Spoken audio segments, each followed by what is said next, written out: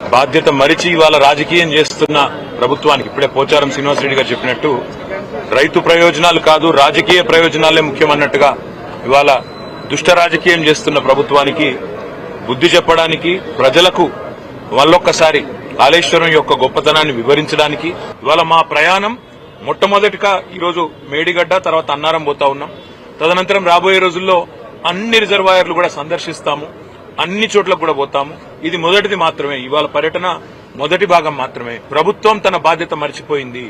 ఇవాళ వర్షాకాలం లోపల రిపేర్లు చేసి అక్కడేమన్నా సమస్య ఉంటే సాంకేతిక సమస్య ఉంటే దాన్ని నివారించి రైతులకు నీళ్లు ఇవ్వాల్సిన ప్రభుత్వం బాధ్యత మరిచి మళ్ళొక్కసారి తెలంగాణను ఎడారిగా చేసే ప్రయత్నం ఏదైతే చేస్తున్నదో, దశాబ్దాలు తన పరిపాలనతో కాంగ్రెస్ ఎట్లయితే గోసబుచ్చుకున్నదో తెలంగాణను, మళ్ళా అదే ప్రయత్నం ఏదైతే చేస్తున్నదో దాన్ని ప్రజల దృష్టికి రైతుల దృష్టికి తీసుకురావడానికే మా ప్రయత్నం.